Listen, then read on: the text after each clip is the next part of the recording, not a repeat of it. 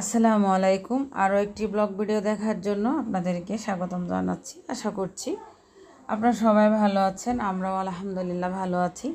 আজকে আমার মেয়ের বার্থডে, আজকে ওর 8 বছর পূর্ণ হলো আর কি, মানে আজকের থেকে ওর 8 বছর শুরু। তো আস্তে আস্তে মেয়েটা বড় হয়ে যাচ্ছে, আমারও চিন্তা বেড়ে যাচ্ছে।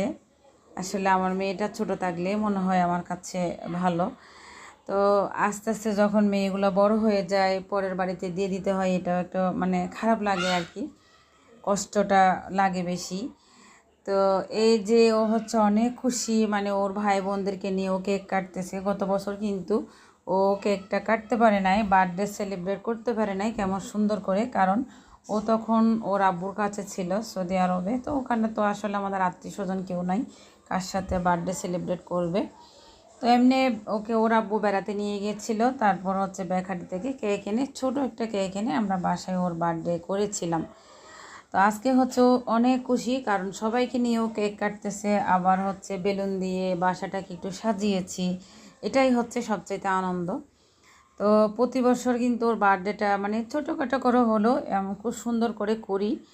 তো এবারও করলাম, আর কেকটা কিন্তু আমি নিজেই বানিয়েছি। তো আমার মেয়ের আসলে বার্থডে কেক আর ভাইয়ের ছেলেদের বার্থডে কেক আমি নিজেই বানাই। তো এবার আসলে আমার মেয়ের কেকটাও আমি বানিয়েছি, অনেক বড় করে বানিয়েছি এবারের কেকটা। গত বছরের আগের বছর 2টা বানিয়েছিলাম, তো এবার এটা 2 লেয়ার করে বানিয়েছি আর কি। তো এখন সবাই মিলে কেক কাটতেছে, অনেক খুশি। একটু পরে আমরা সবাই মিলে কেক খাবো। তো কেক কাটা হয়ে গেছে। সবাই ভালো থাকবেন। আমার ভিডিওটা যদি আপনাদের কাছে ভালো লেগে থাকে, লাইক কমেন্ট শেয়ার করবেন। আমার ইউটিউব চ্যানেলটাকে আপনারা সাবস্ক্রাইব করে নেবেন। আজকের ভিডিওটা এখানে শেষ করছি। আল্লাহ হাফেজ, আসসালামু আলাইকুম। Thanks for watching.